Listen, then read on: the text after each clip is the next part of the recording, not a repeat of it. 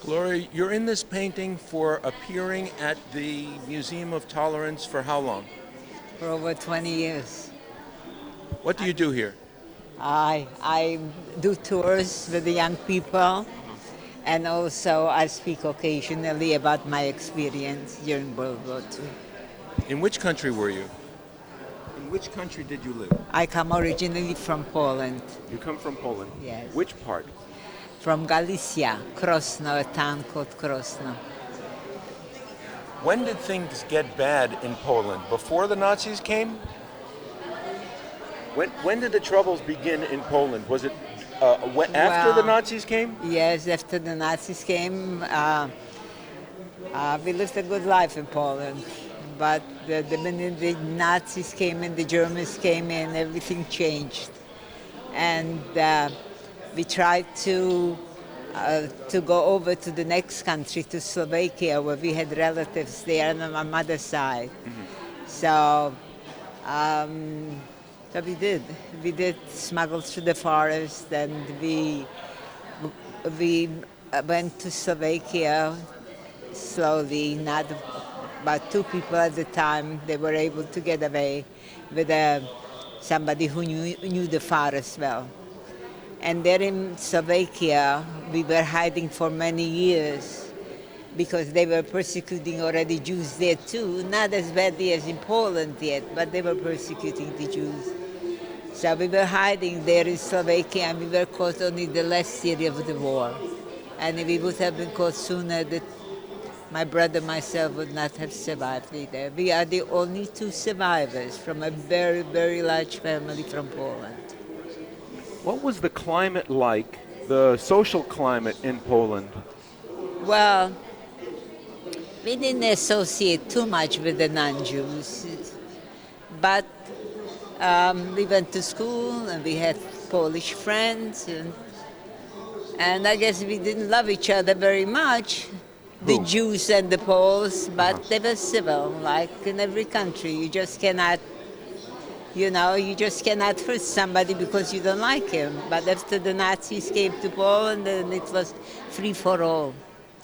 They could do anything they wanted to us. Did they try to get Jews kicked out in order to steal your possessions? They took all our possessions away, yes. I mean, the townspeople? Yes, we had to give them everything of value. If you had gold, silver, diamonds, your bank book, everything we had to turn over to the Germans. To the Even Germans or to the Poles? To the Germans, yeah, Did they come to your house? yes. And even our bicycles, little things like a bicycle, a Jewish child was not allowed to own. We had to give over to the Germans.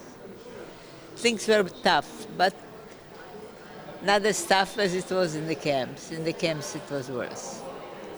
That was when we were home, and then we were caught. We were hiding for many years, and we were caught. We were hiding in the forest. We were hiding by people, but we were caught, and we were sent to Auschwitz. I don't know whether any of you have seen someone with an that's from Auschwitz.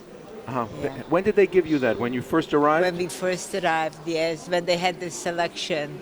And the selection was that Dr. Joseph Mengele, the German evil young doctor, he just stood there and he looked at you and he just pointed with his finger.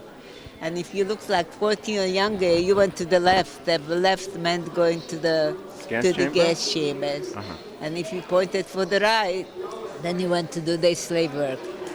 I I was only 14 years old, and I was supposed to be. I was 13 years old, and I was supposed to be going to the left. However, Mengele, that evil man, he just looked at me, and maybe I looked a little bit younger, older than 13, or maybe I was just lucky, and he pointed for me to go to the right, and that's how I escaped going to the gas chambers at Auschwitz. Did he send any of your other family members?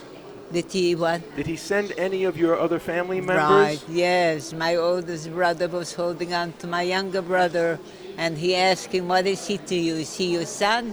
He said, no, he's my brother. So he grabbed him and he pushed him to the left, my younger brother. He was a year and a half younger than myself.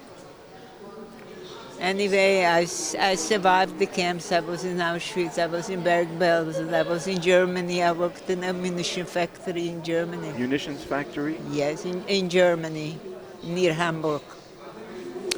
And by the time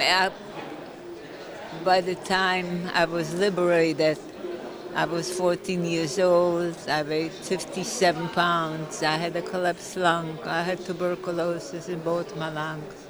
And I was close to death. And if the war would have gone on for another 2 days, I don't think I would be alive today. How were these people turned so strongly, the German people, even the Polish people, turned so strongly against the Jewish neighbors and the Jews who lived in Germany? How did the How did they? How did the Europeans get so barbaric? How did they turn so barbaric? Well, you tell me. You tell me. They were I wasn't there. supposedly Germans. Germans were the most intelligent, most Cultured. educated people on earth. Uh-huh. And we always looked up to them before the war. I mean, we had to study German because German was a wonderful language to study.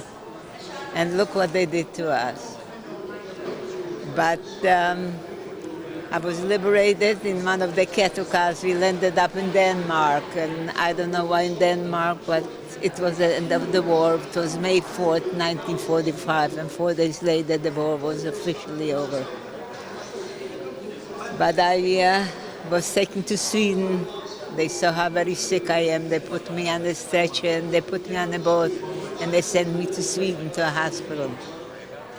And I was in Sweden for 2 years getting my health back. Do you follow politics today? I do some, not that much. I'm not that politically minded. But you must I'm be very concerned busy. Unfortunately, my husband is not so well. He's also a Holocaust survivor, so I need to take care of him. But I'm busy because, thank God, I have a beautiful family. Yes. We have wonderful children and grandchildren and great-grandchildren. So that's our revenge to Hitler, our children. What do you think about the anti-Semitism making its way back today? It's terrible. It's terrible. I would have never believed after 75 years after the liberation of Auschwitz that there is still going to be anti-Semitism, that people don't realize what wars are, what hating is. Everybody should have a right to live on this earth. It doesn't matter who you are, what religion you have, what color of skin you have. We are all human beings, believe me. Was religion a big part of the anti-Semitism at that time, or did you even understand? I believe it was, yes. The idea of Christianity? The what? Christianity's hate for Judaism? Yes, I think so. Christianity had a lot to do with that, because the Poles hated us because they were taught already the minute they were born that the Jews are no good, that the Christ killed the people. He was a Jew.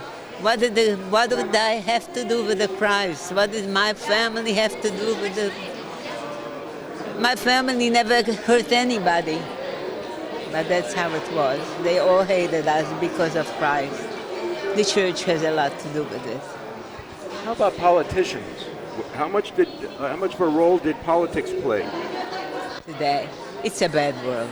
It's still a very, very bad world, and fearful. I'm fearful. We have to be very watchful because it's still no good. There's too much killing going on. Hopefully, that's why we have the museum here. We work to make sure that young people learn about these bad things and they learn to be good people. Thank you. One more question. The Warsaw Ghetto Uprising, is that something you remember when it happened, or were you already in Uprising where? In Warsaw? No, I never knew anything about it. We were in the camps, we didn't know anything about it. We just lived today from one day to the other, you know. All we thought about is how to get a piece of bread into your mouth. We were always hungry and cold and sick, and we were slaves. We were not treated like human beings. You must feel like there must be vengeance exacted on the Poles and the Germans for what they did. Vengeance? Vengeance to take No, revenge. I don't want any vengeance. I don't love the German people. I don't, because I can't forget it, and I look sort of like a normal person, and I raised a wonderful family, but still on the inside I'm not so normal. I still suffer a lot. You've been traumatized, obviously. I'm traumatized, yes. I wake up at night screaming and yelling. I'm being persecuted all the time. But my husband wakes me up and tells me that I'm okay, then I realize that I'm okay.